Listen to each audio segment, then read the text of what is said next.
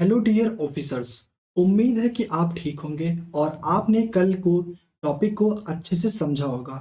अगर आपके किसी भी तरह का कोई डाउट रह जाता है तो आप उसे कमेंट सेक्शन में ज़रूर पूछ लिया करिए। इससे होगा क्या, हम आपकी जो डाउट है उसको संडे क्लास में कवर कर लेंगे। या अगर कभी कोई टॉपिक छूट जाता है या मैं आपके लिए देता हूँ तो उसे हम संडे की क्लास में कवर कर लिया करेंगे। और क्लास को इंटरैक्टिव बनाने के लिए आप सभी अगर आ गए हैं यहाँ पर चीज़ें देख रहे हैं तो आप कमेंट में लाइव चैट में प्रेजेंट सर बोल दिया करिए या सिर्फ प्रेजेंट ही या पी आप लिख दिया करिए। इससे क्या होता है कि मुझे पता चलता है कि कितने लोग देख रहे हैं और कितने लोग चीज़ों को समझ रहे हैं। और आप लाइव चैट का ज़रूर उपयोग किया करिए। मैंने आपको बताया है कि लाइव चैट के लिए मैंने जिस टीम मेंबर को रखा है उन्हें पर्टिकुलर एक अमाउंट देना पड़ता है। अगर उनको अमाउंट देना व्यर्थ जा रहा है तो इसका कोई मतलब नहीं है। ये सिर्फ आपके लिए किया गया है और आप तब भी नहीं करेंगे तो इसका बिल्कुल भी अर्थ नहीं निकलेगा और मुझे फिर उन्हें हटाना पड़ेगा। ठीक है? तो उम्मीद है कि आप ऐसा नहीं करेंगे आगे से। और जो जो भी डाउट आता है या आपको कुछ भी पूछना होता है या फिर आपसे जब मैं कोई प्रश्न पूछूं तो आप उसका प्रेजेंट यस नो रिप्लाई बराबर दिया करेंगे। क्योंकि मैंने आपको पहले ही बताया है कि भले ये यूट्यूब पे आपको क्लासेस मिल रही है, लेकिन मेरा टारगेट है कि इसे एक पेड क्लास की तरह बनाया जाए, जिससे आपका पैसा भी ना खर्च हो और आपको क्वालिटी कंटेंट भी मिलता रहे। इसी आपके लिए ही मैं बीच-बीच में सब्सक्राइब वगैरह भी नहीं बोलता ना शुरुआत में। मुझे ये विश्वास है कि आप कर देंगे क्योंकि आप अपने आप को ऑफिसर समझते हैं। चलिए फिर शुरुआत करते हैं आज के टॉपिक को, लेकिन उससे पहले प्रीवियस होमवर्क को देख लेते हैं। आपको मिला था कि प्रवाल को समुद्री उष्णकटिबंधीय वर्षावन क्यों कहा जाता। इस बार आपको जो शब्द सीमा दी गई है वो 250 शब्दों की है। और ऐसे प्रश्न आपके लिए मेंस में अति महत्वपूर्ण लगते हैं। कहाँ पूछे जा सकते हैं? जीएस पेपर 1 या फिर 3 में। अच्छा, अब पता कैसे चलेगा कि जीएस पेपर 1 में पूछेगा या जीएस पेपर 3 में? इसके लिए हम 2 अगस्त को अपना, कहाँ गया? ये देखिए 2 अगस्त को हम अपना एक विशेष वीडियो लेकर आ रहे हैं जिसमें आपको 5 मिनट में सारी चीज़ें समझ में आ जाएँगी कि पाठ्यक्रम के हिसाब से हमें क्या जीएस 1 में रखना है, क्या जीएस 3 में रखना है, क्या प्री के लिए है और क्या मेंस के लिए है। चलिए आइए शुरुआत करते हैं कि समुद्री उष्णकटिबंधीय वर्षावन क्यों कहा जाता है। सबसे पहले आप शुरुआत करेंगे प्रस्तावना से। अब देखिए, प्रस्तावना में आप क्या लिखेंगे? इस बार आपके लिए 250 शब्दों की लिमिट है, यानी इस बार आप अपने मन में जो भी आए उन विचारों को लिख सकते हैं अच्छे तरीके से। तो सबसे पहले आप समझाएंगे कि उष्णकटिबंधीय उष्णकटिबंधीय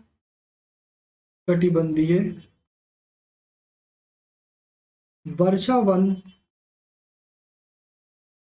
की तरह जो प्रवाल है कैसे संबंध रखता है। प्रवाल संबंध रखता है।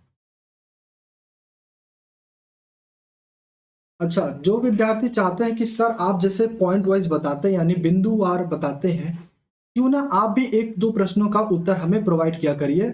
मतलब आप ऐसा करिए, एक स्टूडेंट की मुझे सजेशन आई थी एक ऑफिसर की, उन्होंने बोला कि सर जैसे आप मेंस का दे रहे हैं, मुझे बहुत बेहतरीन लग रहा है, लेकिन क्यों ना आप बिंदुओं को भी देते जाइए और एक आदर्श उत्तर हमारे सामने रखिए कि इस तरीके से हमें लगभग लिखना है, जिसके आधार पर हम भी उसी के आस-पास अपना उत्तर लिख के मैच करा लें। तो मैंने इनके सुझाव को सुना भी। बस एक चीज़ कहता हूँ कि कमेंट में ये बातें बोला करिए, प्राइवेट मुझे मत बोला करिए। इससे क्या होगा, आप इधर लाइक करेंगे, कमेंट करेंगे, तो वीडियो इसे और लोगों को भी रिकमेंड करेगा। ठीक है? तो यहाँ पर कहा करिए जिससे सबका फ़ायदा हो जाए। तो इसको देखते हुए मैंने आपके लिए कहा भी था कि अब हमारी वेबसाइट तैयार हो गई है। जल्द ही अगले हफ्ते से आपको मंडे से आपको क्विज़ दिखने लगेगा और आपको पहला क्विज़ मिलेगा ज्वार और भाटा पर। फिर उसके बाद आपको प्रवाल और महासागरीय तरंगों पर भी आपको, धाराओं पर, इस तरह के कुछ लगातार मिलते चले जाएँगे। हर हफ्ते ये अपडेट होगा। तो और इसके संदर्भ में क्या है मेंस के लिए? मेंस के संदर्भ में ये है कि आपको हम जो है ये प्रश्न आपको वहाँ पर दिख जाएगा हमारे वेबसाइट पर। और फिर इसके कुछ बिंदुवार दिए रहेंगे कि जैसे अगर आपको ये प्रश्न का उत्तर लिखना है तो पहले आप इन बिंदुओं को देखिए, पकड़िए।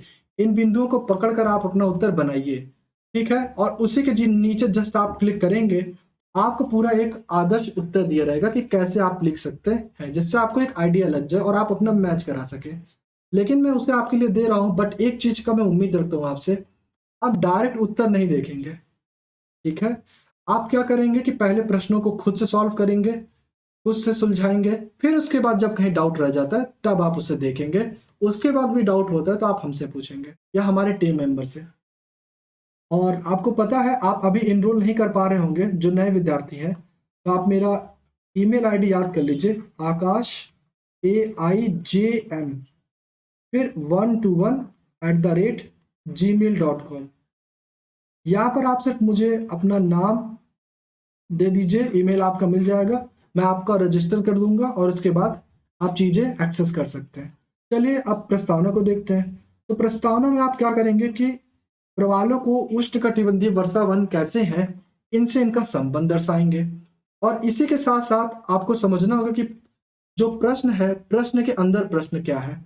इसी के साथ आप यहाँ पर जो प्रवाल हैं, प्रवाल के महत्व को समझाएंगे। बहुत ही, अब क्योंकि आपके पास 250 शब्द है तो आप 2 से अब 4-6 लाइन में जा सकते, 4 लाइन तक जा सकते हैं। महत्व को समझाएंगे, कैसे मैंने समझाया था कि ये फाउंडेशन जीव है, कैसे ये फाउंडेशन जीव है। उम्मीद है आपको याद आ रहा होगा फाउंडेशन जीव प्रवाल कैसे है। अगर नहीं याद है तो कल की वीडियो देखिएगा, यहाँ पर आई कार्ड आपको एक मिल जाएगा, उस पर आप क्लिक करेंगे तो आपको कल की वीडियो मिल जाएगी। अब आते हैं, ये तो हो गया आपका प्रस्तावना। अब आते हैं मुख्य भाग पर। उत्तर को हम 3 भागों में अभी बांट लिया करेंगे। अब यह है आपका मुख्य भाग। मुख्य भाग में आप पहले दर्शाएंगे कि उष्णकटिबंधीय वर्षावन क्या होते हैं। उष्ण कटिबंधीय वर्षावन क्या होते हैं, ठीक है। अब प्रश्न यही होगा कि सर आपने तो अभी उष्णकटिबंधीय वर्षावन पढ़ाया नहीं है।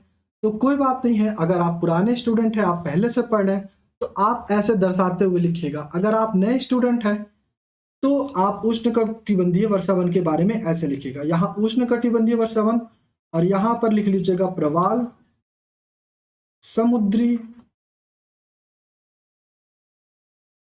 वर्षावन।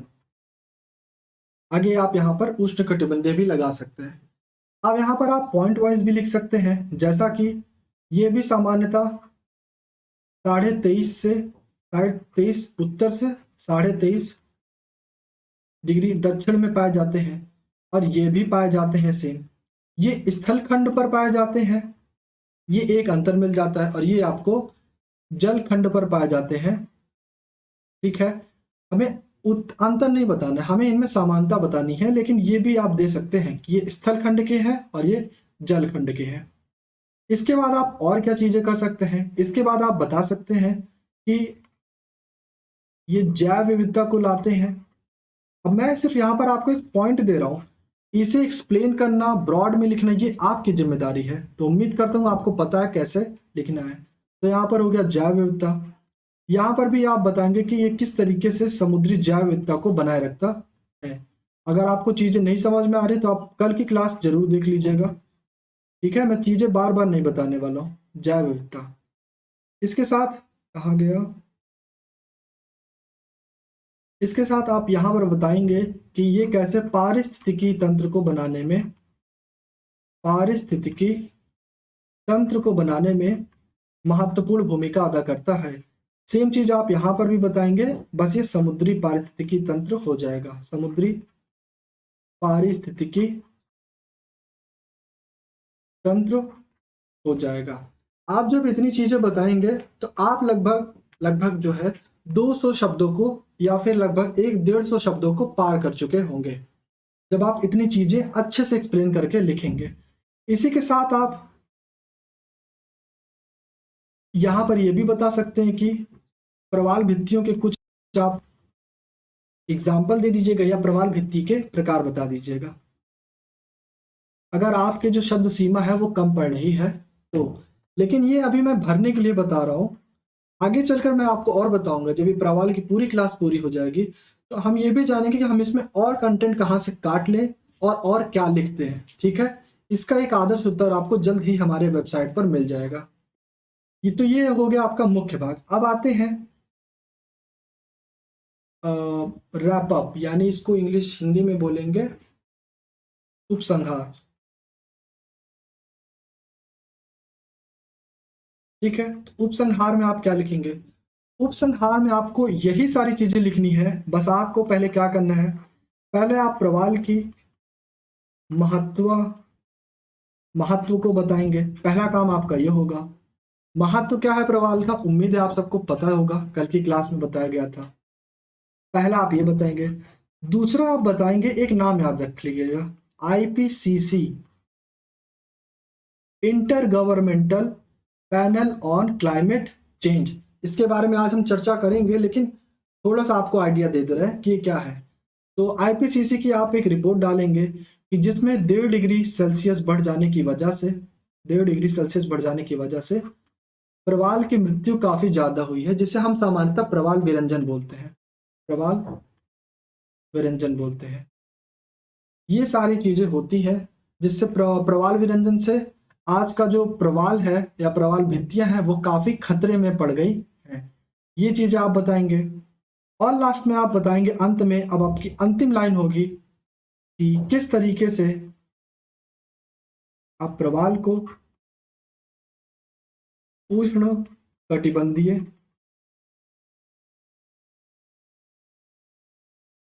वर्षावन कहते हैं। इसे आपको 1 से 2 लाइन के बीच में लिखना होगा। लिखना कैसे है ये आपको ही करना है। और मैं उम्मीद करता हूं कि आप जो मैं आपको प्रश्न दूंगा आप मुझे इंस्टाग्राम पर मैसेज जरूर कर देंगे, या फिर आप मुझे इंस्टा करके फोटो खींच के भेज देंगे।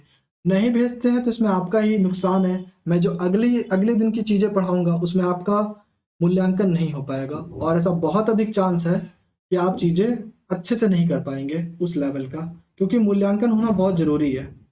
उम्मीद है आपको यहाँ तक में कोई दिक्कत नहीं होगी, और अगर बैकग्राउंड में हल्की सी नॉइस आ रही होगी तो उसको आज मैनेज कर लीजिएगा। और अगर वॉइस में कमी है तो ईयरफोन का प्रयोग करिएगा, अगर कमी है तो। आते हैं नेक्स्ट में।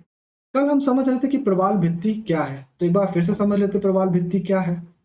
मैंने आपको बताया था कि जैसे मान लीजिए यहाँ पर प्रवाल का मतलब है एक समुद्री जीव जो कि ग्रुप में रहता है। मान लीजिए ये है आपका क्या, प्रवाल। ध्यान से समझिएगा, ये है आपका प्रवाल। अब प्रवाल किसके अंदर रहता है? चूने के खोल के अंदर। उम्मीद है आपको चीजें याद आ रही होंगी। चूने के खोल के अंदर, इसी वजह से हम इसको पॉलिप भी बोल दिया करते हैं। अब ये जो अपना 60% खाना है किससे प्राप्त करता है? शैवालों से। शैवाल का यहाँ मतलब है हरे शैवाल से, ठीक है, हरे। और 40% जो खाना होता है ये अपने मुंह से प्लैंकटन के सेक कर लेता है। छोटे छोटे जो जीव होते हैं उनसे ये अपना भोजन कर लेता है, यानी ये ज्यादा डिपेंड है शैवालों पर। ठीक। अब जब ये जब मर जाते हैं, ये जब प्रवाल मर जाते हैं, इनकी मृत्यु हो जाती है, तो यहां पर से बचता है चूने का खोल। क्या बचता है? चूने का खोल। और ऐसे में आपको ये चीज भी जानना बहुत जरूरी है। आ गया? ओके, हाँ, ये रहा आपका प्रवाल। और ऐसे में यहाँ पर बचता आपके पास सिर्फ चूने का खोल। और ऐसी स्थिति में जो ये प्रवाल अब बचते हैं, इनका रंग क्या हो जाता है, यानी मृत प्रवाल, इनका रंग हो जाता है रंगहीन या फिर कुछ सफेद कलर का। ठीक है, कुछ सफेद कलर का इनका रंग हो जाता है। इसके बाद क्या होता है, मैं अब कलर चेंज करता हूं। वेट।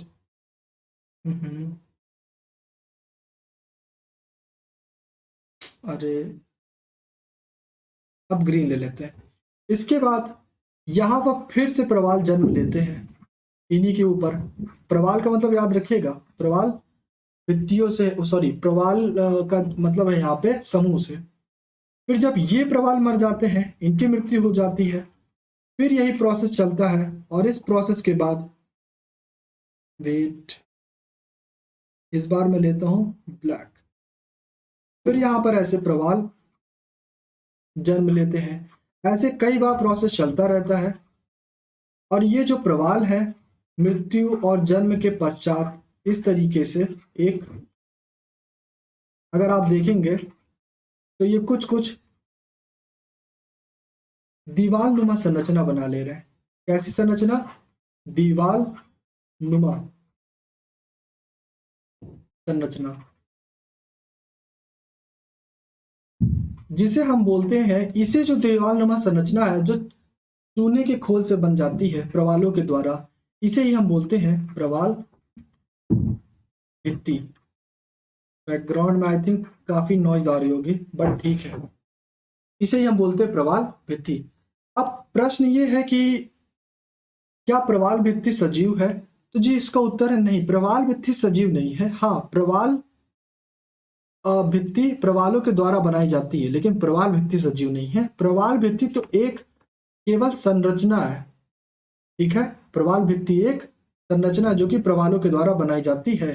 कल की क्लास में मैंने बताया भी था आपको कि भित्ति का मतलब ही होता है दीवाल। ऐसी दीवाल नुमा संरचना जो किसके द्वारा बनाई जाए? प्रवालों द्वारा, क्या कहलाती है? प्रवाल भित्ति।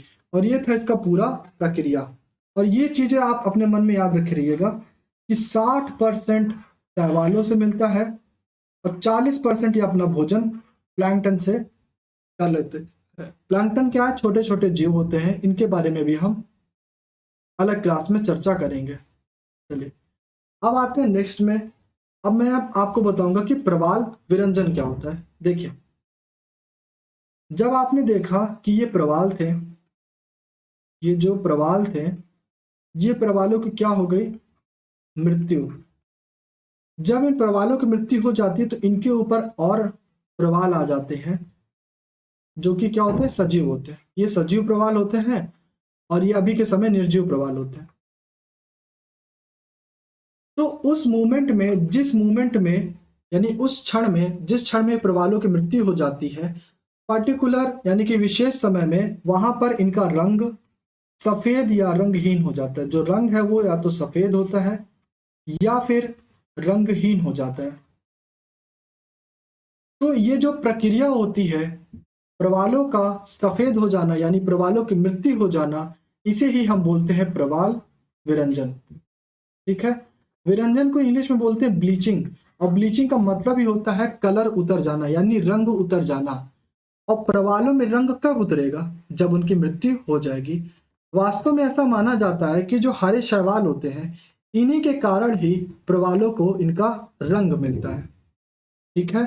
ये एक महत्वपूर्ण कॉन्सेप्ट है यानी धारणा जो मानी जाती है। अब प्रश्न यहाँ पर यह भी है कि प्रवाल मर कैसे जाते हैं। तो देखिए, प्रवाल के मरने के बहुत सारे कारण हो सकते हैं, जिसमें एक कारण है वैश्विक तपन। वैश्विक तपन, वैश्विक तपन क्या, इसके बारे में हम डिटेल में चर्चा करेंगे, विस्तार से चर्चा करेंगे, लेकिन यहाँ पर इस संदर्भ में समझ लेते हैं। तो वैश्विक तपन में क्या होता है कि मान लीजिए एवरेज आपका 1 डिग्री सेल्सियस बढ़ गया, पूरे विश्व में तापमान जो एवरेज चल रहा है। इससे क्या होता है कि जो प्रवाल है, यानी जो प्रवाल का मतलब, जैसे दिमाग में जैसे बना लीजिए समूह में कई सारे जीव हैं, इनके साथ जो हरे शैवाल हैं, क्योंकि इसको मैं हरे कलर से बना देता हूँ, देखिए, हाँ ठीक है चल रहा है। मान लीजिए यहाँ पर जो हरे शैवाल हैं इनके साथ लगे हुए हैं, उम्मीद है आपको दिख रहा होगा, नहीं दिख रहा होगा कोई बात नहीं, आपको स्लाइड तो मिल जाएगी। तो ये जो हरे शैवाल हैं इनको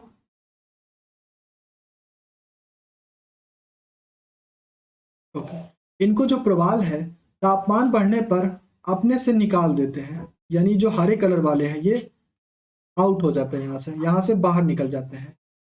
अब एक बात बताइए, प्रवालों ने उनको निकाल दिया जिनसे उन्हें 60% भोजन की प्राप्ति हो रही थी, जिनसे उन्हें 60% भोजन की प्राप्ति हो रही थी, और उन्होंने उसी को निकाल दिया। अब आप एक बात बताइए, तो क्या प्रवालों का बचना मुमकिन है? तो उत्तर है जी बिल्कुल नहीं। तो प्रवाल ऐसी स्थिति में मर जाते क्योंकि 40% खाने से उनका काम नहीं चल पाएगा। हालांकि प्रवाल ही हालांकि जो हरे शैवाल होते हैं उन्हें ही वही उनका जीवन यापन कराते हैं। तो जब यही नहीं रहेंगे तो प्रवाल का रहना लगभग ना के बराबर है। तो ऐसी स्थिति में हम कह सकते हैं कि प्रवाल विरंजन का एक कारण वैश्विक तपन भी है, जिससे क्या होता है लगभग 1 डिग्री 2 डिग्री सेल्सियस बढ़ जाने की वजह से जो प्रवाल हैं, प्रवाल अपने से हरे शैवालों को निकाल देते हैं, जिससे उन्हें भोजन नहीं मिलता। फलस्वरूप उनकी मृत्यु हो जाती है, जिससे उनका रंग उतर जाता है, और रंग उतर जाने के कारण ही हम इसे बोलते हैं प्रवाल विरंजन। उम्मीद है आपको बात समझ में आई होगी। यहाँ पर एक वर्ड लिखा हुआ है, एक वर्ड नहीं है, मतलब यहाँ पर एक फ्रेज लिखा हुआ है, that is global coral reef monitoring network. ये क्या करती है, जितने भी प्रवाल भित्ति होते हैं, जितने भी प्रवाल भित्ति होते हैं विश्व भर में, ये उनको मॉनिटर करती है, ये उनको मॉनिटर करती है। इनका कुछ पर्टिकुलर हर साल लगभग क्या बोलते हैं उसको, रिपोर्ट भी आती है, जिनको ये बताते हैं। और जहाँ तक मुझे याद आ रही है, पहली बार 1897 के करीब में इन्होंने रिपोर्ट निकाली, जिसमें इन्होंने बताया था। बहुत शोर हो रहा है, उम्मीद है आपको भी शोर सुनाई दे रहा हो। क्या कर सकते हैं, बगल में शायद घर बन रहा है। ओके, अभी ठीक है। तो इन्होंने बताया था कि जो 1897 है, मान लीजिए कि अगर ये डेट सही है, तो ये सन सही है, तो 1897 के करीब इन्होंने बताया था कि जो प्रवाल है, प्रवाल धीरे धीरे कम होते जा रहे हैं। चाहे फिर वो हम बात करें एशिया में बात करें, चाहे फिर हम अफ्रीका की साइड बात करें, या फिर ऑस्ट्रेलिया के पूर्वी तटों के तरफ हम बात करें, तो ऐसा है कि प्रवालों की जो संख्या है लगातार कम होते जा रही है। अब प्रश्न उठता है कि प्रवाल की संख्या कम होते जा रही है, तो कम होने दीजिए, हमें क्या दिक्कत है। जी नहीं, आपको बहुत दिक्कत है, और बहुत ही बहुत ज़्यादा दिक्कत है। क्या दिक्कत है अभी आपको पता चल जाएगा। फिलहाल के लिए आपको ये बात पता होना चाहिए कि एक संस्था है global coral reef monitoring network, GCRMN। ठीक है, आगे चलते हैं। उम्मीद है पहले आप बता दीजिए कमेंट सेक्शन में कि आपको प्रवाल विरंजन क्लियर है कि नहीं। अगर क्लियर है तो बहुत अच्छी बात है, नहीं क्लियर है तो कमेंट कर दीजिए। मैं आपका डाउट ले लूँगा संडे क्लास में, या फिर आपको हमारे टीम मेंबर ही बता देंगे। 5 सेकंड देता हूँ आपको, यस नो बोल लीजिए जो भी बोलना है, और बोलते रहिए जरूर, यस बोले या नो, कुछ तो बोले आप।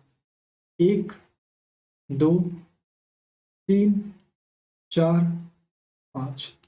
चलिए, जिनको बोलना होगा बोल दिया होगा, किसी ने नहीं बोला होगा तो कोई बात नहीं, ये आपकी जिम्मेदारी है, मोबाइल आपका है, आप ही बोल सकते हैं। चलिए, अब आते हैं प्रवाल भित्ति के प्रकार। कल हमने पढ़ा था कि प्रवाल भित्ति के 3 प्रकार होते हैं। कौन कौन से होते हैं? पहला है तटीय प्रवाल भित्ति, दूसरा है अवरोधक प्रवाल भित्ति, और तीसरा है वलयाकार प्रवाल भित्ति। अगर हम नाम से ही समझें तो कुछ चीजें समझ में आ जाएंगी अपने आप। मान लीजिए कि अभी हमने आपको पढ़ाया नहीं, और जो कि सच भी है, और मान लीजिए आपने भी अभी से पढ़ा नहीं, ऐसे में हम कैसे समझेंगे कि तटीय, अवरोधक, वलयाकार क्या है? तटीय से समझ में आ रहा है कुछ कुछ कि ऐसे जो प्रवाल होंगे ये तट के समीप पाए जाएंगे। मान लीजिए ये है आपका तट, और ये है आपका समुद्र, तो ये कुछ यहाँ तट के करीब पाए जाएंगे, ऐसा हमें लग रहा है सुनने में। अवरोधक सुनने से क्या लग रहा है कि ये किसी चीज को अवरोध कर रहा है। अवरोध का मतलब ये होता है रोकना। ये प्रवाल भित्ति का कुछ ऐसा महत्वपूर्ण रोल होगा, ऐसा कुछ महत्वपूर्ण अदा होगा, जो ये किसी 2 चीजों को रोकेगी। अब वो 2 चीज क्या है, जब हम इसे समझेंगे, यानी आने वाले स्लाइड्स में इसे हम समझेंगे। अगला है वलयाकार प्रवाल भित्ति। वलयाकार कुछ रिंग की तरह होता है, या फिर हम कह सकते, वलयाकार मतलब नाम से मैं आपको बता रहा हूँ, अपने मन से नहीं। अभी मान लीजिए मुझे भी नहीं पता, तो वलयाकार यानी कि कुछ रिंग के आकार में। वलय यानी कि ये प्रवाल कुछ ऐसे हो सकता है। ये सिर्फ मैं शब्दों से अर्थ निकाल रहा हूँ। ऐसा आपको किस लिए बता रहा हूँ, क्योंकि कई बार आपको एग्जाम में ऐसी चीजें देखने को मिलती हैं, ऐसी चीजें देखने को मिलती हैं जो आपने पढ़ी ना हो, या जो आपके दिमाग से निकल जाए। तो ऐसे में शब्दों के अर्थ से हम कुछ चीजें निकाल सकते हैं। ऐसा एनसीईआरटी भी आपको बताएगी अगर आप पढ़ रहे होंगे तो। उम्मीद है आपने अब तक क्लास 6 की एनसीईआरटी खत्म कर ली होगी। नहीं की कर ली है तो आज कल में खत्म कर लीजिए, या इसी हफ्ते में, फिर आप 7th की एनसीईआरटी शुरू कर दीजिएगा। ठीक है, आप सोचेंगे सर आप इतना धीमे क्यों चलवा रहे हैं, क्योंकि अभी आप धीमे ही चलिए, कोई जल्दी नहीं है तेज-तेज चलने की। एक बार आप बस उसके लायक हो जाइए, फिर आप तेज चलिएगा। फिर मैं अभी आपकी जो सेशन है, क्लासेस हैं, वो 1 घंटे नहीं 2-2 3-3 घंटे की रखूँगा। फिलहाल के लिए अभी समझते हैं तटीय प्रवाल भित्ति क्या है? देखिए, तटीय प्रवाल भित्ति यानी कि मान लीजिए कि ये है आपका समुद्र, ठीक? और ये है आपका तट। ये प्रवाल भित्ति तटों के समीप पाए जाते हैं। यहाँ पर आपके पाए जाएँगे प्रवाल भित्ति। तो ये होते हैं तटीय प्रवाल भित्ति। इन सब में आपको ज़्यादा जानने की ज़रूरत नहीं है, बस ऊपर-ऊपर से जानना है। ज़्यादा जानना है तो आप एमए या पीएचडी कर सकते हैं, लेकिन यूपीएससी के सिलेबस के हिसाब से बस इतना ही है। इन्हें हम बोलते हैं तटीय प्रवाल भित्ति। अब प्रश्न उठता है कि ये तट पर ही क्यों पाए जाते हैं? याद है ना मैंने बताया क्यों? तट पर ही क्यों पाए जाते हैं? इनके कुछ कई सारे कारण होते हैं, लेकिन सबसे ज़्यादा अच्छा जो कारण माना जाता है वो ये है कि यहाँ पर इनके जो प्लैंकटन होते हैं, वो अधिक मात्रा में मिल जाते हैं। यानी कि जो इनका 40% वाला भोजन है, वो ये अच्छे से यहाँ तैयार कर लेते हैं। दूसरा जो कारण माना जाता है, वो ये है कि यहाँ पर गहराई कम होती है, गहराई कम होती है। अब आपको याद आ रहा है? गहराई कम होगी तो इससे क्या होगा? चलिए 5 सेकंड आपको देते हैं, यहाँ पर आपको एक नाम लिखना है और यहाँ पर आपको बताना है कि उसका क्या प्रभाव पड़ता है। 5 सेकंड आपका शुरू होता है अब। 5, 4, 3, 2, 1। उम्मीद है आपने जवाब दे दिया होगा। तो गहराई कम होने से क्या होता है? हिंट है सूर्य और अगला हिंट है शैवाल। अगर आप समझ गए तो समझ गए, नहीं समझे तो ये अब आपकी गलती है, क्योंकि मैंने पहले भी बोला है कि मैं अपनी क्लास को इंटरेक्टिव बनाना चाहूँगा। बस यहाँ लिख देता हूँ ज़रूर, सूर्य और शैवाल। अगर आप ध्यान से पढ़ रहे होंगे तो आपको अब तक समझ में आ गया होगा कि मैं कहना क्या चाह रहा हूँ, कि सूर्य का ऐसा क्या चीज़ है जो यहाँ पर पड़ता है और शैवालों से इससे क्या प्रभाव पड़ता है, और फिर इनका जो इफेक्ट होगा वो भोजन पर क्या पड़ेगा। आप सोच रहे होंगे कि ये बड़े अजीब सर है, ये तो बता ही नहीं रहे हैं। तो आप एक बार ना पेड क्लास पढ़िएगा। तो जब आप पेड क्लास पढ़ेंगे तो वहाँ पर आपको समझ में आएगा कि जो टीचर वहाँ पर काम करते हैं, यूट्यूब पर काम करते हैं, तो वो चीज़ें डायरेक्ट बता देते हैं। लेकिन जब आप देखेंगे कि वो डायरेक्टली पेड पढ़ाते हैं ना, तो पेड में वो चीज़ें आप पे भी छोड़ते हैं ताकि आपका दिमाग चले, और तब वो कुछ सेकंड बाद बताते हैं या फिर वो अगले दिन बताते हैं या फिर बताते ही नहीं हैं। उसके पीछे रीज़न होता है कि आप भी थोड़ा पढ़िए। और मैंने तो आपसे बड़ा ही सामान्य सा प्रश्न पूछा है कि प्लैंकटन तो ठीक है अधिक मात्रा, मैंने बता दिया। गहराई कम होगी तो क्या होगा? सूर्य का कुछ याद आ रहा है? इससे सवाल पे कुछ प्रभाव पड़ेगा। वो प्रभाव पड़ने से भोजन या तो अधिक मिलेगा या फिर कम। उम्मीद है आप चीज़ें समझ गए होंगे। चलिए एक चीज़ और देख लेते हैं। ये जो तटीय प्रवाल भित्ति है, यहाँ पर एक लैगून बना देते हैं।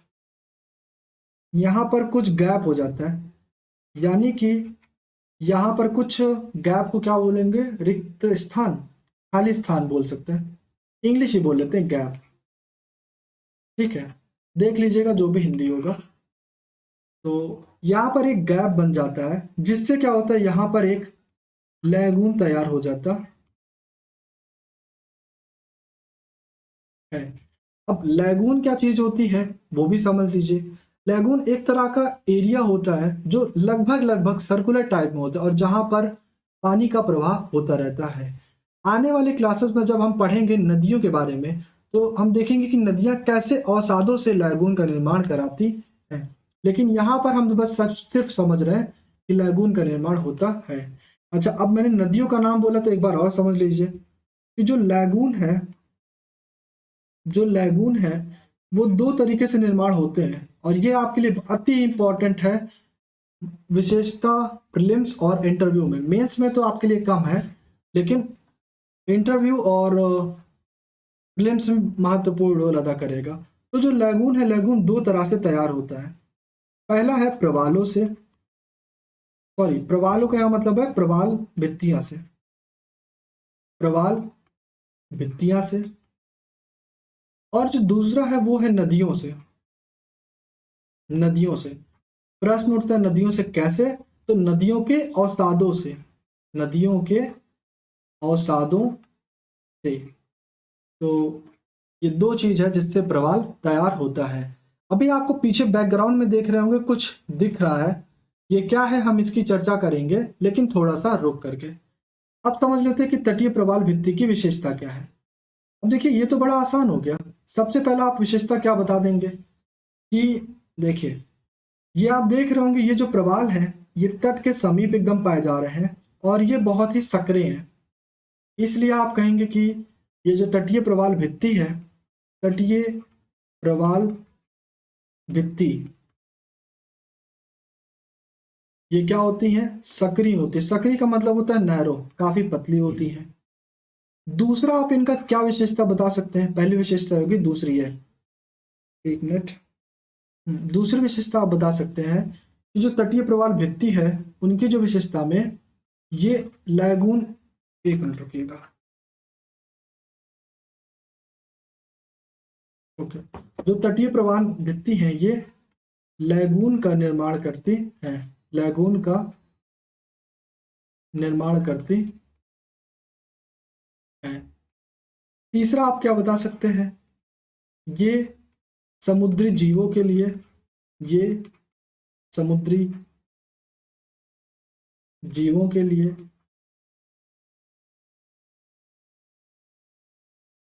महत्वपूर्ण भूमिका अदा करती है, या फिर इनके लिए आधार प्रदान करती है। तो उम्मीद है आपको तटीय प्रवाल भित्ति की ये विशेषताएं समझ में आई होंगी। अगर कुछ लोगों ने इसे देखा होगा,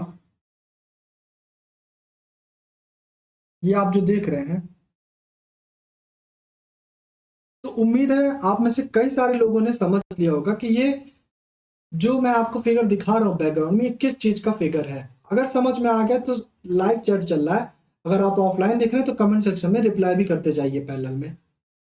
3 सेकंड में देता हूँ, आप 3 सेकंड में बताइए, 1 2 3। ठीक है, अगर आप बता लिए तो बहुत अच्छी बात, नहीं बता पाए तो और अच्छी बात है।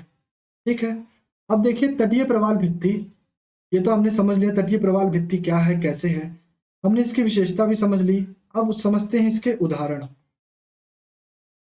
पहला उदाहरण है जो फ्लोरिडा का तट है, फ्लोरिडा का तट, वहां पर तटीय प्रवाल भित्ति अधिक मात्रा में पाए जाते हैं, तटीय प्रवाल भित्ति अधिक मात्रा में पाए जाते हैं। दूसरा है भारत के तमिलनाडु, तमिलनाडु के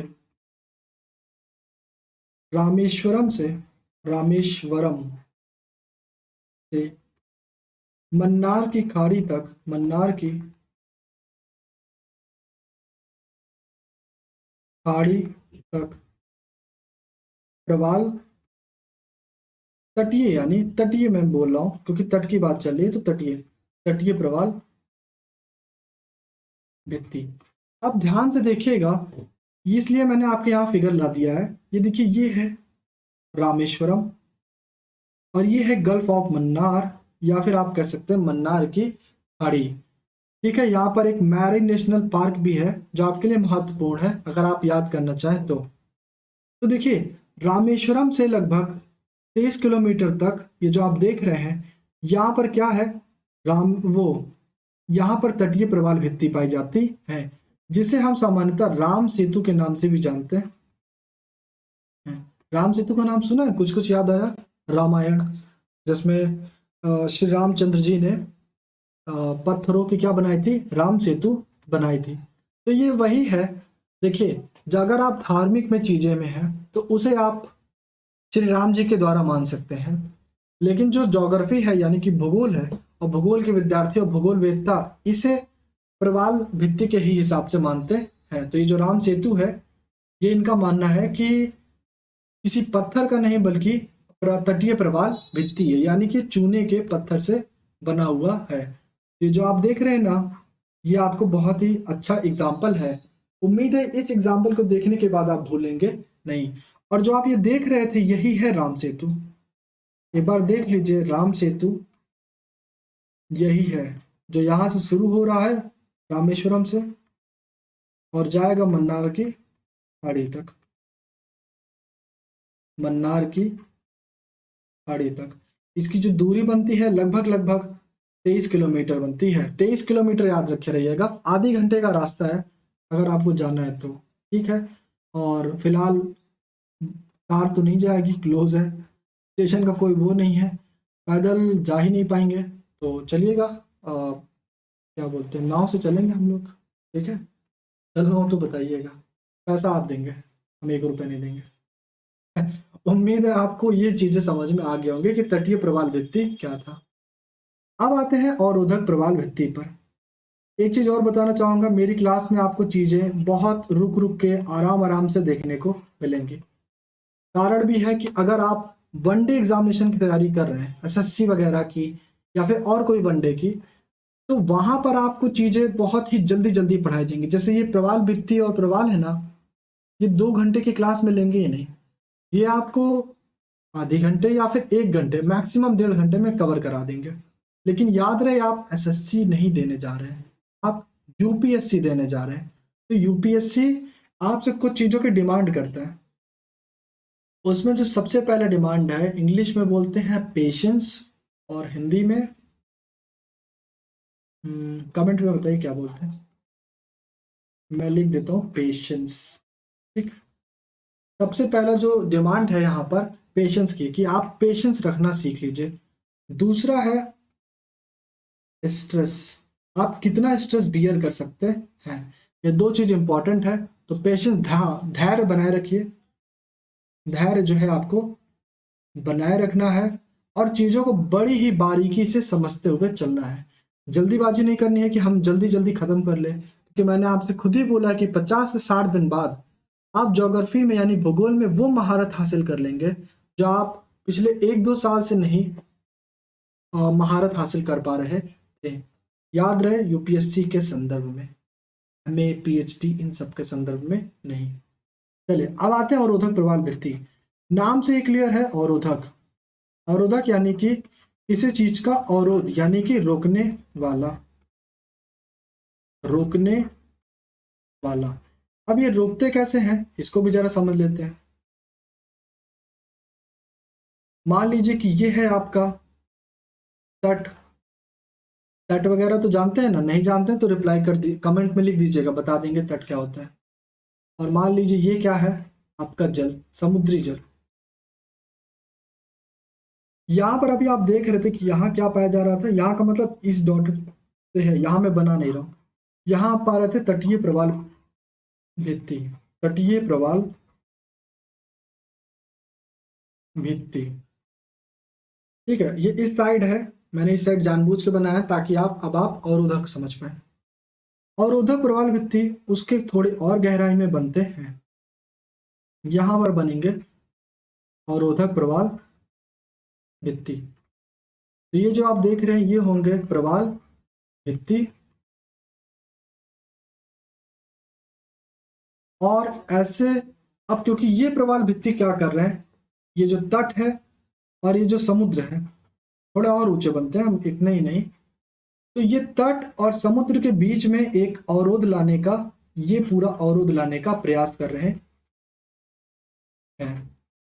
तट और समुद्र के बीच में ये अवरोध लाने का प्रयास करते हैं, इसीलिए इनको हम बोलते हैं अवरोधक प्रवाल भित्ति।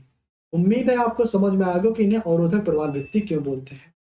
अब ये अवरोध तो करते ही हैं, इसके साथ साथ यहाँ पर एक बड़ा सा लैगून, बड़ा सा लैगून स्थापित कर देते हैं। फिर से बताऊंगा क्या है लैगून, इसके बारे में अभी हम चर्चा नहीं करेंगे। आने वाली क्लास में जब लैगून की चीजें आएंगी तो वहां पर हम आपको पूरा एक वीडियो दिखा देंगे, आप समझ जाएंगे कि लैगून क्या है, कैसे स्थापित होता है, सब कुछ। लेकिन यहाँ पर बस समझना है कि प्रवाल के थ्रू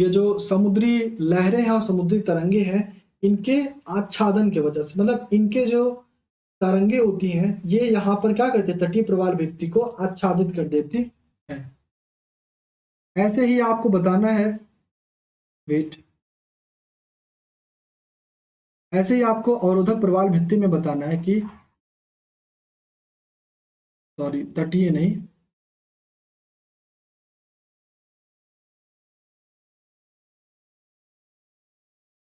तटीय नहीं, आपको बताना है कि अवरोधक प्रवाल भित्ति का, अवरोधक प्रवाल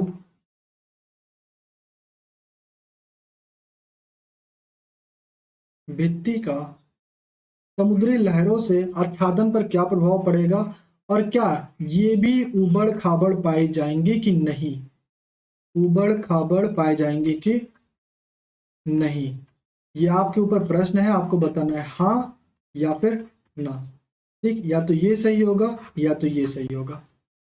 इसको आप लाइव चैट में बताते रहिएगा, अगर नहीं जानते हैं तो आप कमेंट सेक्शन में हमसे पूछ लीजिएगा। अगला है, जैसे हमने यहाँ पर देखा था, कहाँ गया, ओके, तटीय प्रवाल भित्ति सक्रिय होती है, तो ये क्या होती है, थोड़ी सी वेट, ये अपेक्षाकृत, अपेक्षाकृत क्या होती है, अब अपेक्षाकृत में आप बता देंगे किसके अपेक्षाकृत, तटीय प्रवाल भित्ति के चौड़ी होती है। ये दूसरी बात हो गई। तीसरी बात, यहां पर भी एक बड़ी सी अपेक्षाकृत यहां भी लगा सकते हैं, अपेक्षाकृत लैगून तैयार होती है, लैगून तैयार होती है। और जो चौथा और अंतिम है, अगेन ये समुद्री जीवों के लिए एक आधार होती है, समुद्री जीवों के लिए एक आधार होती है। तो ये था आपका 4 प्रमुख विशेषताएं। अब आते हैं कि इसका जो प्रवाल भित्ति का उदाहरण है, अवरोधक प्रवाल भित्ति का उदाहरण, वो कहाँ पर है और किस तरह है। तो ये जो आप बैकग्राउंड में देख रहे हैं, यही है अवरोधक प्रवाल भित्ति। अगर आप देखिए तो आपको यहाँ पर, रुकिए, उम्मीद है आपको चीजें दिख रही होंगी, मैं थोड़ा कलर कर देता हूँ। यहाँ देखिए, दिख रही है आपको इस तरीके के, ये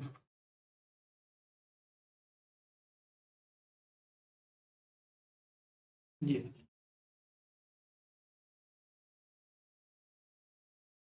तो ये कर क्या रही हैं, ये इन दोनों में यानी कि तट और समुद्र में एक अवरोध का मार्ग उत्पन्न कर दे रही हैं, जिसके वजह से हम इन्हें अवरोधक प्रवाल भित्ति कह रहे हैं।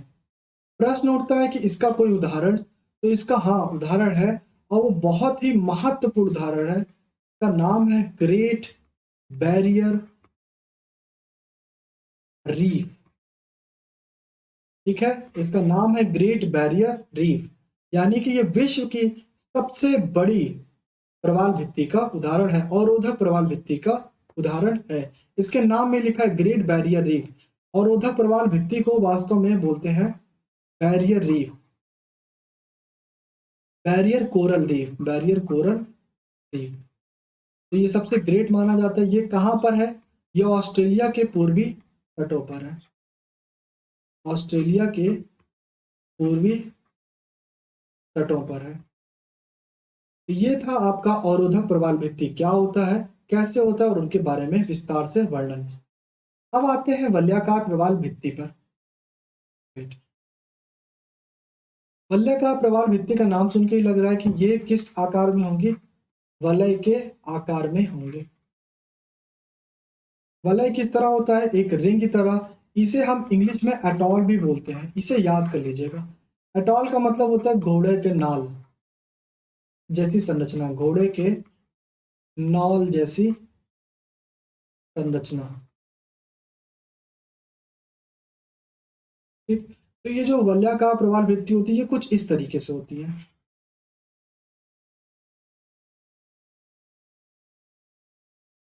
इनकी जो प्रवाल भित्ति बनाने की विशेषता होती है कुछ इस तरीके से, या फिर कई बार ये ऐसे पूरा सर्कुलर यानी कि रिंग में आ जाती है, रिंग फॉर्मेट में आ जाती।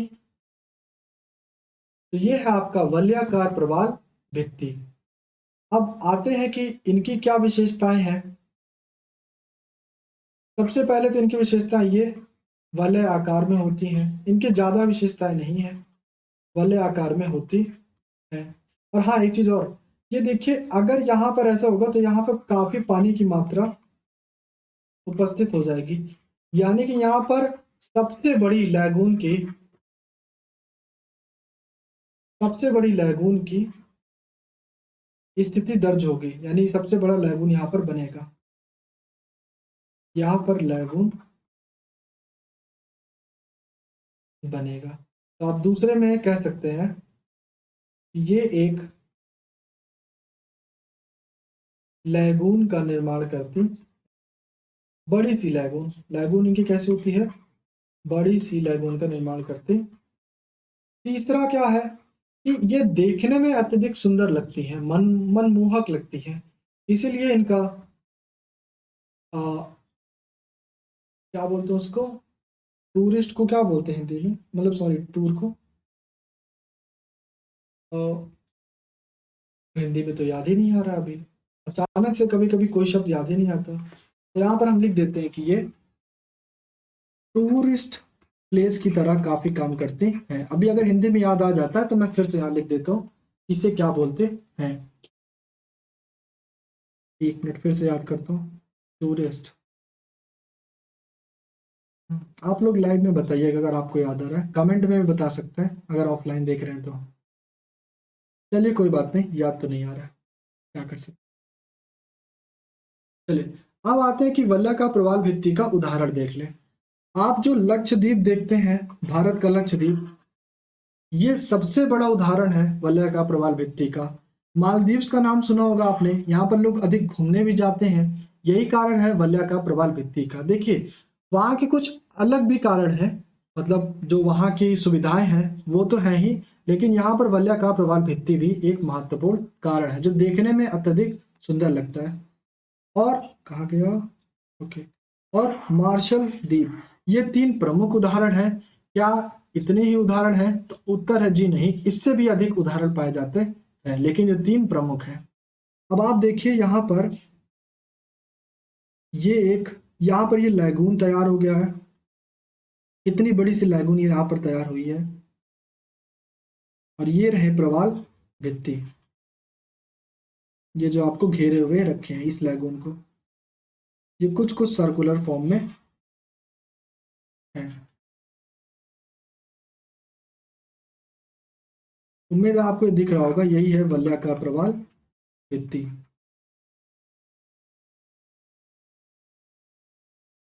ठीक है, तो कभी मौका मिले तो घूम जाइएगा मालदीव, अत्यंत ही मनोरंजन जगह है। वहाँ पर आप जाएंगे तो आपको नेचर के इस तरह के, प्रकृति के इस तरह के सुंदर चीज़ों को भी देखने को मिलेगा। चलिए अब आते हैं वलयाकार प्रवाल भित्ति बनने की प्रक्रिया। देखिए हमने तटीय प्रवाल भित्ति के बनने की प्रक्रिया नहीं देखी, हमने अवरोधक प्रवाल भित्ति बनने की प्रक्रिया नहीं देखी, लेकिन वलयाकार प्रवाल भित्ति बनने की प्रक्रिया जानना बड़ी आवश्यक है, क्योंकि इसका जो शेप है कुछ अलग ही लेवल का है। तो देख लेते हैं कैसे। हम मानते हैं कि मान लीजिए कोई ज्वालामुखी है, क्या है, कोई ज्वालामुखी, ये क्या होती है, अवतलन। अवतलन का मतलब होता है एक तरह से धंसाव, ठीक है। ये अवतलन का मतलब है जैसे कि ये पेन यहाँ पर है, ध्यान से देखिए ये पेन यहाँ पर है और मैं इसको दबाऊं, कारण मत देखिए किस बल की वजह से, क्योंकि ये आपका जानने का कारण नहीं है। मैं इसको दबाऊं ऐसे ऐसे, तो ये क्या हो रहा है, अवतलित होते जा रहा है, यानी कि ये धंसते चला जा रहा है। जो लोग अवतलन ना समझ पाए वो समझ लीजिए धंसना। तो ज्वालामुखी क्या होती है, अवतलन के कारण धंसना शुरू हो जाती है। इससे होता क्या है, ज्वालामुखी के अवतलन के कारण तटीय प्रवाल भित्ति का निर्माण हो जाता, तटीय प्रवाल भित्ति का निर्माण हो जाता है।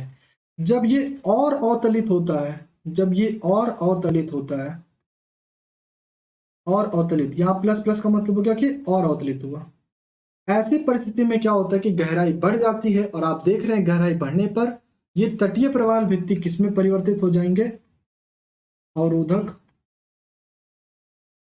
बहुत ही सिंपल सी तरीका है बनने में, हालांकि इसका और भी विस्तार है, लेकिन हमें उसके बारे में अध्ययन नहीं करना है। अवरोधक प्रवाल भित्ति के रूप में, और फिर से इनका क्या होता है, अवतलन होता है, अवतलन होते ही जाता है। यहाँ पर मैं 4 प्लस लगा देता हूँ, यानी कि और अवतलन हुआ। अब यही अवतलन अवरोधक प्रवाल भित्ति से क्या नाम था, वलयाकार, वलयाकार प्रवाल भित्ति का रूप ले लेता है, और आपके सामने कुछ इस तरह का स्ट्रक्चर तैयार होकर के आता है। उम्मीद है आपको ये बातें समझ में आई होंगी।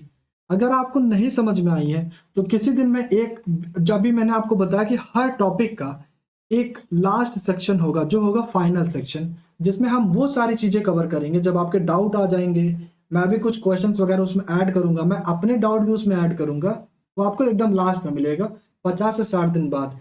वो आपकी 10 दिन की एक्स्ट्रा क्लास होगी। जैसे हम हो सकता है कि 10 वीडियो लेक्चर एक्स्ट्रा होगी, जिसको हम 2 4 6 दिन में कवर कर सकते हैं।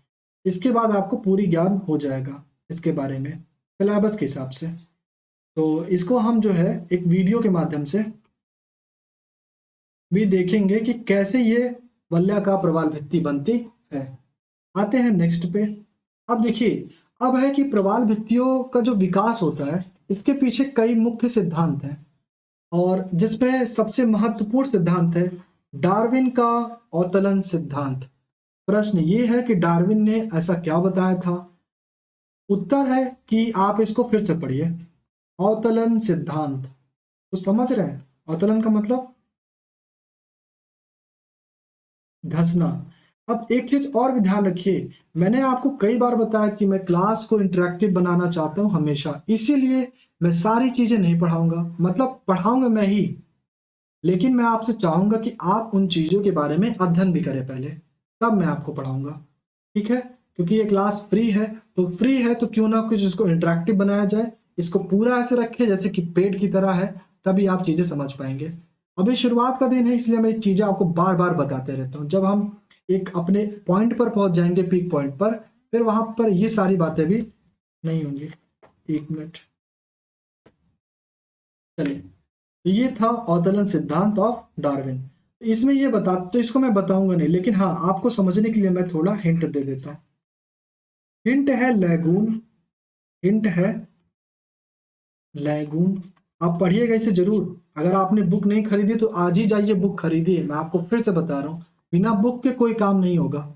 मैं पढ़ा दूंगा वो ठीक है, लेकिन बुक आपको फिर भी पढ़ना है। तो पहला है लैगून। लैगून का क्या होगा, अवतलन।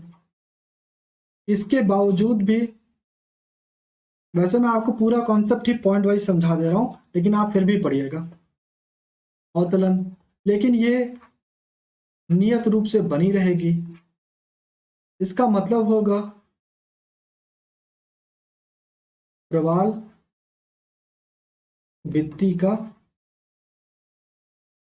रूपांतरण। और हिंट दे देता हूं, तटीय प्रवाल भित्ति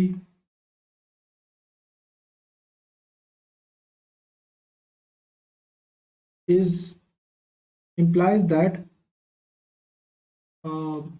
अवरोधक प्रवाल भित्ति, अवरोधक प्रवाल भित्ति। अगर चीजें आपको ना समझ में आए तो इससे अच्छी बात क्या हो सकती है ना, तभी तो जाके आप पढ़ेंगे। तो आज जाइएगा, इन चीजों को मैच कराइएगा और फिर पढ़िएगा। मुझे उम्मीद है कि जैसे आप पढ़ेंगे आपको पूरी चीजें समझ में आ जाएंगी कि मैं ये क्या पॉइंट से कहना चाह रहा था।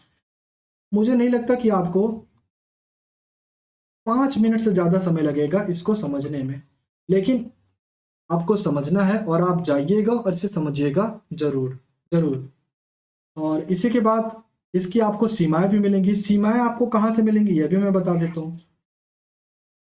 यही तटीय और जो अवरोधक है, इन्हीं के एक साथ होने के लेकर के आपको सीमाएं मिलेंगी, एक साथ होने को लेके सीमाएं मिलेंगी। ध्यान रहे, मैं आपको कई बार ऐसे कुछ पॉइंट आपके लिए देता जाऊंगा, आप पढ़ते हो, आपको डाउट आता है, तभी अच्छी बात है। आप डाउट पूछोगे तो मैं डाउट क्लास में बताऊँगा, नहीं पूछोगे तो मैं नहीं बताऊँगा, ज़ाहिर-सी बात है। ठीक। और जो लोग जैसे आप अगर इसे ऑफलाइन देख रहे हो, काफ़ी समय बाद ये देख रहे हो, अपना ये सिद्धांत और अपना टॉपिक क्लियर करने के लिए, तो मैं इसी के लिंक डिस्क्रिप्शन बॉक्स में लिंक दे दूँगा जब मैं संडे को ये डाउट क्लास लूँगा।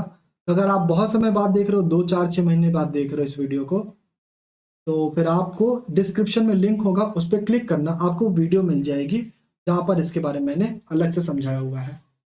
ठीक है? लेकिन अगर आप अभी मेरे साथ लाइव देख रहे हो या फिर अभी आपको 1-2 दिन का गैप हुआ है, तो आप इसके बारे में पहले पढ़ना, फिर वो मेरी वीडियो देखना। चलिए अब आते हैं नेक्स्ट पे। अब देखिए, अब आता है प्रवाल भित्ति का पारिस्थितिकी में महत्व। अब ये प्रश्न को आपको खुद ही समझना है कि जो प्रवाल भित्ति है करती क्या है? यहाँ पर प्रवाल भित्ति को हम प्रवाल भी लेंगे क्योंकि प्रवाल सबसे ऊपरे वाली सतह पर रहता है। देखिए, जो प्रवाल भित्ति है या फिर प्रवाल, ये समुद्री जीवों को ये समुद्री जीवों को क्या करते हैं? आधार प्रोवाइड करते हैं, यानी आधार प्रदान करते हैं। आधार प्रदान करते हैं। ये छोटे-छोटे जीवों को, जैसे कि प्लैंकटन, छोटे-छोटे जीवों जैसे कि प्लैंकटन को खाते भी हैं। और इन्हीं के साथ कौन जुड़ा रहता है? अ, हरे शैवाल, हरे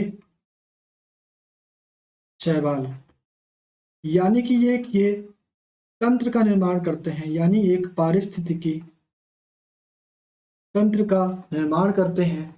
यानी कि जो प्रवाल भित्ति है या फिर प्रवाल आप अभी के लिए कह लीजिए, क्योंकि हम इसके संदर्भ में पारिस्थितिकी में महत्व समझ रहे हैं। तो ये एक पारिस्थितिकी तंत्र का निर्माण करते हैं। दूसरा है, तो ये तो था कि हरे शैवाल पारिस्थितिकी तंत्र का निर्माण करते हैं। तीसरा है कि जो अगर आप प्रवाल को भी देखेंगे ना, तो प्रवाल जैव विविधता में जैव विविधता में अति महत्वपूर्ण योगदान देता है। ये भी आपके लिए बड़ी महत्वपूर्ण चीज है कि ये प्रवाल भित्ति पारिस्थितिकी में कैसा महत्व करता है। अगला, ये जो प्रवाल और प्रवाल भित्तियां हैं, प्रवाल और प्रवाल भित्तियां हैं, मैं भित्तियां लिख देता हूँ। इनसे जो इनका जो उपयोग है, ये चिकित्सा स्तर पे होता है, चिकित्सा स्तर पर होता है। इसका मतलब क्या हुआ कि इससे हम कई सारे रोग जैसे कैंसर, चर्म रोग, ट्यूबरक्लोसिस यानी टीबी, एचआईवी आदि रोगों में इसका निदान के रूप में देखा जा रहा है। अभी हम इस निष्कर्ष पर नहीं पहुंच पाए हैं कि ये पूर्णतः निदान के रूप में काम कर रही हैं, मतलब सॉल्यूशन के रूप में, लेकिन आगे चलकर इनका बड़ा ही महत्वपूर्ण योगदान है। और क्या हो सकती है? और आप कह सकते हैं कि जैव विविधता हो गया, पारिस्थितिकी तंत्र हो गया, चिकित्सा स्तर पे चीज़ों का हो गया, और समुद्री जीवों को आधार प्रदान कर रहे हैं, ये भी हो गया। और हाँ, पर्यटक, यस यस यस, पर्यटक स्थल के रूप में भी ये काफ़ी महत्वपूर्ण योगदान करते हैं, जिससे पर्यटक स्थल के रूप में काफ़ी महत्वपूर्ण करते हैं, जिससे पर्टिकुलर यानी कि उस विशेष देश के लिए, क्या बोलते हैं उसको, इकोनॉमिक्स, यानी कि आर्थिक स्थिति मजबूत होती है। आर्थिक स्थिति मजबूत होती है। तो ये सारी चीजें हैं जो प्रवाल भित्ति के पारिस्थितिकी में महत्व रखती हैं। और यही चीज मैं बता रहा था आपको प्रीवियस स्लाइड में कि आ गया, हाँ, ये टूरिस्ट को बोलते हैं पर्यटन स्थल। पर्यटन स्थल के लिए ये अति महत्वपूर्ण योगदान करती हैं। बताया था कभी कभी ऐसे कई सारे शब्द होते हैं जो जुबान पर होते हैं लेकिन आ नहीं पाते। तो ये था प्रवाल भित्ति का पारिस्थितिकी में महत्व। अब आते हैं ग्लोबल वार्मिंग यानी वैश्विक तपन और प्रवाल पारिस्थितिकी तंत्र। इससे पहले कि मैं आपको कुछ इसके बारे में बताऊं, जरा इन दो फिगर को देखिए, इस फिगर को देखिए और इस फिगर को देखिए और बताइए इन दोनों में आपको क्या अंतर दिख रहा है। आपके पास 5 सेकंड है, 5 सेकंड में इनका रिप्लाई कीजिए। आपका समय शुरुआत होता है अब। 1, 2, 3, 4, 5। समय समाप्त। उम्मीद है आपने देख लिया होगा। ये एक ही जगह की नहीं है, लेकिन इनको एक ही फिगर से दर्शाया गया है लगभग में। अच्छा, मुझे कैसे पता चला कि एक ही जगह की नहीं है? क्योंकि यहाँ पर आपको देखिए ये संरचनाएं मिल रही हैं और यहाँ पर आपको यह संरचनाएं नहीं मिल रही है। हो सकता है कि एंगल अलग अलग से लिया गया होगा, तो ये मिल सकता है। दूसरा, आपको ये दिख रहा होगा कि यहाँ पर प्रवालों का विरंजन शुरुआत हो गया है। प्रवालों का जो विरंजन है उसकी शुरुआत हो गई है। प्रवालों के विरंजन की शुरुआत हो गई है। और जबकि यहाँ पर प्रवालों का जो विरंजन है वो हो चुका है। कैसे पता चला मुझे हो चुका है? बताया था कि प्रवालों को जब विरंजन होता है तो वो सफेद रंग या फिर रंगहीन में हो जाते हैं लगभग में। अब इससे क्या समझ में आता है? इससे समझ में आता है कि मैंने आपको शुरुआत में बताया था कि प्रवालों का विरंजन किस लिए होता है। एक सबसे महत्वपूर्ण कारण होता है तापमान का बढ़ना। तापमान का बढ़ना यानी कि यदि तापमान बढ़ेगा तो प्रवालों का जो विरंजन का जो दर है वो अत्यधिक मात्रा में होगा। इससे क्या होगा कि जो सारे आपको यहाँ पर फायदे दिख रहे थे कि समुद्री जीवों को आधार प्रदान करता है, हरे शैवाल से ये परितंत्र निर्माण करता है, ये जैव विविधता लाता है पूरी समुद्री में, यानी कि समुद्रों में क्या लाता है? जैव विविधता लाता है, जिससे आप मत्स्य पालन भी कर सकते हैं क्योंकि इनके वजह से ही समुद्र में जैव विविधता आती है। और इसी के साथ साथ ये जो प्रवाल और प्रवाल भित्तियां हैं ये चिकित्सा स्तर पर भी योगदान करती हैं और पर्यटक स्थल में भी है। अगर इन सारी इतने महत्वपूर्ण चीज को हम अपने यानी ह्यूमन एक्टिविटी की यानी मानव के क्रियाकलापों के जिससे हम ग्लोबल वार्मिंग को बढ़ा रहे हैं करते जाएंगे तो ऐसी परिस्थिति में क्या होगा, ये जो प्रवाल विरंजन है वो अत्यधिक मात्रा में बढ़ जाएगा और एक समय आएगा जब इस पृथ्वी में प्रवाल लगभग ना के बराबर बचे रहेंगे। इसी पे आईपीसीसी ने, जो मैंने आपको एकदम शुरुआत में बताया था, inter governmental panel on climate change ने बताया था कि लगभग 1.5 डिग्री अब तक सेल्सियस बढ़ चुका है औद्योगिक काल के स्तर से। इसका मतलब हुआ है कि जो प्रवाल है उनका विरंजन अत्यधिक मात्रा में हुआ है और अत्यधिक मात्रा में होने की वजह से जो आपके समुद्री जीव का स्तर है वो काफी घटा हुआ है। अच्छा, अगर आपसे कोई पूछे अगर आपसे कोई पूछे कि ग्लोबल वार्मिंग से सिर्फ तापमान बढ़ेगा इसी वजह से, तो कारण है जी बिल्कुल नहीं। देखिए, अगर ग्लोबल वार्मिंग बढ़ेगा, मान लीजिए ग्लोबल वार्मिंग बढ़ रहा है, तो जो हिम होंगे वो अत्यधिक रूप से गलेंगे। हिम का जो गलन होगा वो अत्यधिक मात्रा में होगा, जिससे क्या होगा कि जो समुद्र है, समुद्र का स्तर अत्यधिक मात्रा में बढ़ जाएगा। अगर समुद्र का स्तर बढ़ेगा तो ऐसे में प्रवाल अत्यधिक धीरे धीरे करते करते अत्यधिक गहराई में जाएंगे और अत्यधिक गहराई में जाएंगे यानी कि जो प्रवाल है उनको जो प्रवाल है, प्रवाल हरे शैवाल से जुड़े हुए हैं और हरे शैवाल को प्रकाश की किरण नहीं मिल पाएगी, सूर्य के प्रकाश की किरण, इससे वो अपना खाना नहीं बना पाएंगे। वो अपना खाना नहीं बना पाएंगे तो वो प्रवालों को क्या देंगे, यानी कि प्रवाल विरंजन की दर अधिक बढ़ जाएगी। तो ये था दूसरा चीजें। और आप बता सकते हैं, ये एक मैं आपके लिए देता हूं कि आप बताइए कि ग्लोबल वार्मिंग का जो संबंध है, ग्लोबल वार्मिंग का जो संबंध है यानी वैश्विक तपन का, वो लवणता से कैसे है। ये आपका होमवर्क है। अगर आप कर पाते हैं तो ठीक है, मुझे रिप्लाई करिएगा जरूर। नहीं कर पाते तो डाउट में पूछेगा, डाउट सेक्शन में। अगर आप फिर भी नहीं पूछते हैं तो ये आपकी गलती है, इसका परिणाम आपको ही भुगतना पड़ेगा। तो ये था ओवरऑल जो आज हमने सीखा। एक बार मैं आपको सारी चीज़ें दिखा देता हूँ, वेट करिए 1 मिनट।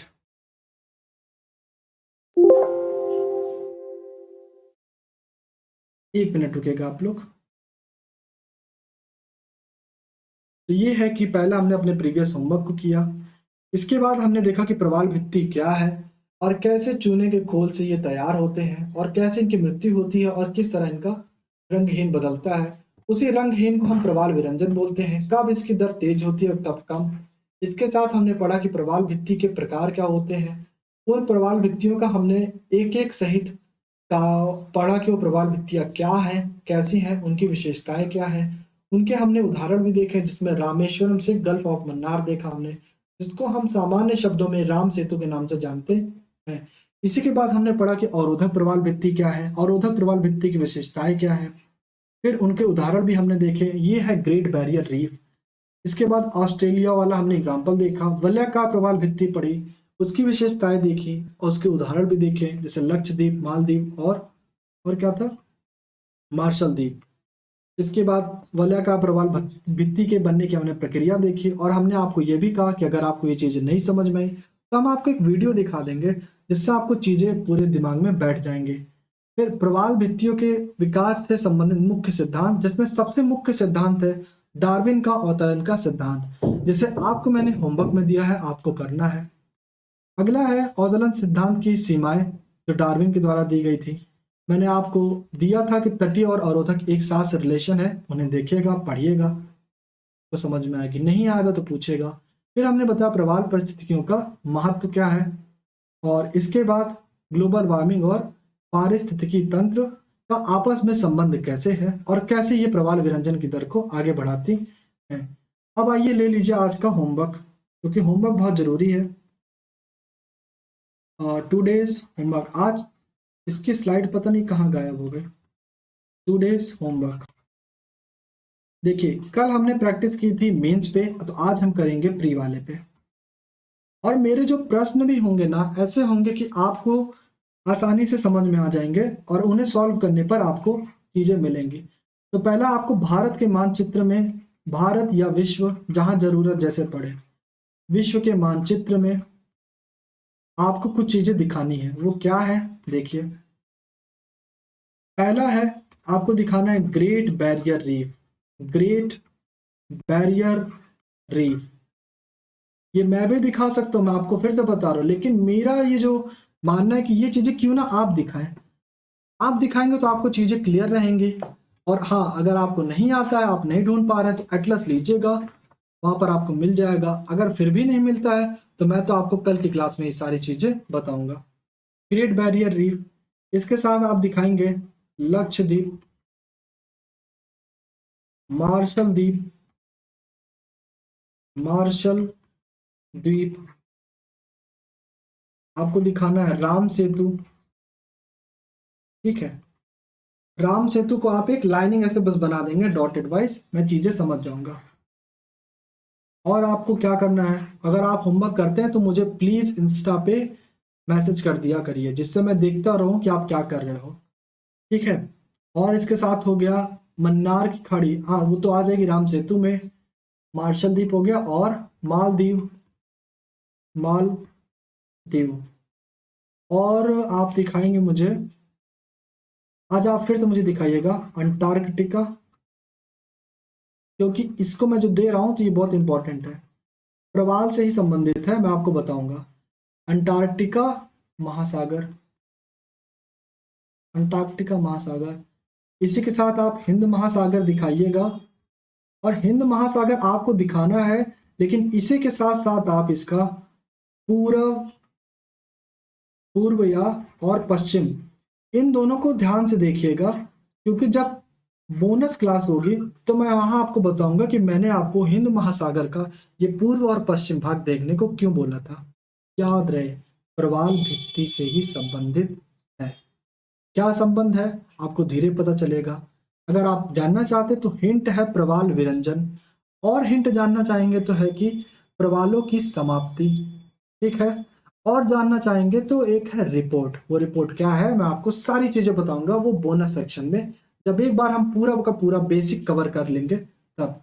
वो ऐसी बोनस होती हैं कि जिनका हम प्रयोग करके अपने एग्ज़ाम में और से अधिक नंबर ले सकते हैं। यानी ये सब आप लिख के 10 में से 4.5 या 5 नंबर ले लेंगे।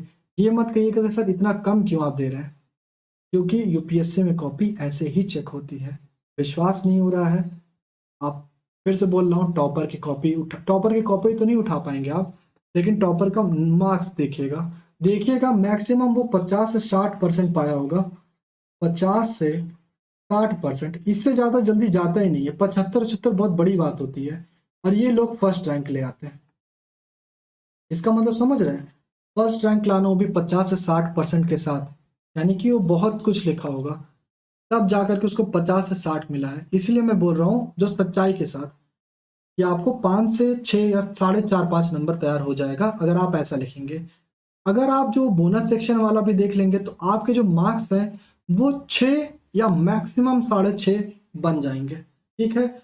8-9 मार्क्स की उम्मीद मुझसे मत रखिएगा, क्योंकि जो सच्चाई है वो मैं बता दूँगा आपको। हाँ, ऐसा हो सकता है कि बहुत सारे कोचिंग वाले आपको ये बताएँ कि हम आपको 10 में 10 दिला देंगे, लेकिन अगर वो ऐसा बोल रहे हैं, तो उनसे पूछिएगा एक बार कि आपने अब तक कितने दिलवाए हैं, ठीक है? और अगर वो बंदा है तो कहाँ है? और जितने भी आप टॉपर उठाइएगा, पिछले 5 सालों में देख लीजिएगा कि कौन लेकर आया है 80 या 90%। 80 या 90% कौन लेकर के आया है यूपीएससी, सीएससी में। तो अभी मैं फर्स्ट टॉपर की बात कर रहा हूँ, सेकंड की तो छोड़ ही दीजिए। सेकंड में तो बहुत अंतर आ जाता है, सेकंड थर्ड में ही। तो जो देखेगा अगर 80-90% वाला आता है तो मुझे उसका नाम ज़रूर बताइएगा, मैं भी एक बार देखना चाहूँगा। लेकिन मुझे उम्मीद है इतना कोई नहीं लेकर के आता है, ठीक? और इसके साथ-साथ अगर आपने, रुक जाइए, धन्यवाद तो हम आपको बोलते हैं अभी। इसके साथ मैं आपको बता दूँ, वेट करिए।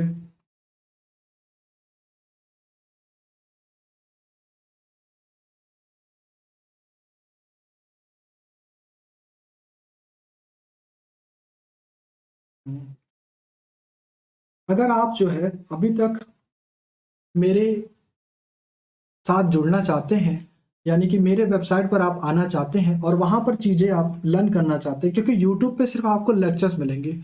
अगर आपको क्विज सॉल्व करना है, तो क्विज सॉल्व करने के लिए आपको प्लेटफॉर्म पर आना होगा। तो आपको क्या करना है, डिस्क्रिप्शन बॉक्स में लिंक होगी, आपको वहाँ से क्लिक करना है और आपको मिल जाएगा ias.withoutcompromising.com। इसी पर जैसे ही आप क्लिक करेंगे तो आपको ये एक नए पेज पर ला देगा। यहाँ पर बहुत सारी इंफॉर्मेशन लिखी हुई है कि फुल वीडियो लेक्चर कैसे पाना है, क्विज़ेस कैसे करना है, ये सब के लिए।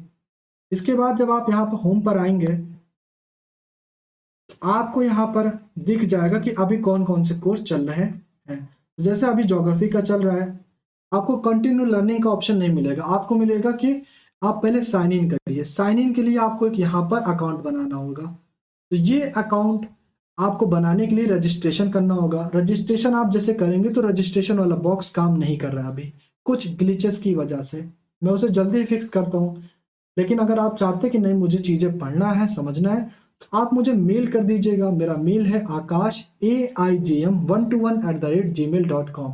वहाँ पर आप करेंगे, अपना नाम बता दीजिएगा कि आप कौन सा नाम वहाँ पर रखना चाहते हैं। जैसे आप ये मुझे बताएंगे तो आप ये सारी चीज़ें एक्सेस कर सकते हैं। यहाँ पर आपको जैसे पेड क्लासेस की सारी तरह आपको सारी चीज़ें मिलेंगी।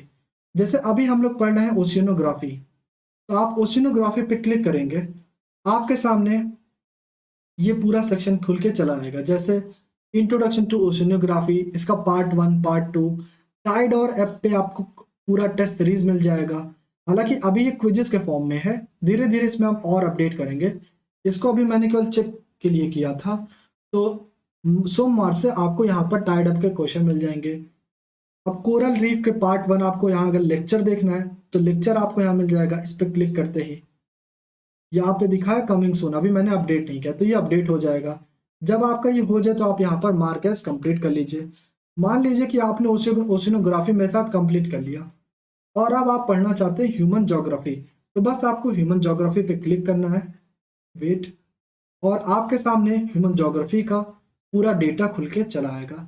इसके साथ साथ अगर आप ये भी जानना चाहते हैं कि क्या सिलेबस है, तो यहाँ पर आपको पूरा सिलेबस दिया हुआ है, बस आपको जस्ट क्लिक करते जाना है और चीज़ें समझना है, जैसे वर्ड ज्योग्राफी। और यहाँ पर आप ये भी जान सकते हैं कि मैं आपको क्या क्या पढ़ाने वाला हूँ। एक चीज़ यहाँ पर गायब वो ये है कि जैसे वर्ड ज्योग्राफी इंट्रोडक्शन आपने पढ़ा, तो यहाँ पर इसका क्विज अभी नहीं दिया है। इसके पीछे रीज़न है कि अभी मैंने इसे अपडेट नहीं किया है। जैसे जैसे मैं आपको पढ़ाते जाऊँगा, आपकी क्लास धीरे धीरे अपडेट होते जाएंगी, आपको क्विज मिलते जाएगा। और जहाँ अक्टूबर और नवंबर आएगा, आपको यहाँ पर टेस्ट सीरीज भी मिल जाएगा। ठीक है, तो आज के लिए इतना ही, और वेट करिएगा 1 मिनट। ठीक, और उम्मीद है कि आपको सारी चीज़ें समझ में आई होंगी, और अगर समझ में आई हैं तो गुरु दक्षिणा के फॉर्म में आप सब्सक्राइब और लाइक कर सकते हैं और शेयर कर सकते हैं। हाँ, अगर नहीं करेंगे तो रॉकी भाई तो हैं ही आपके लिए, वो करवा लेंगे आपसे। ठीक है, तो bye bye guys, sorry, bye bye dear officers. अभी चलते हैं, आपसे मुलाकात होगी कल की क्लास में। धन्यवाद।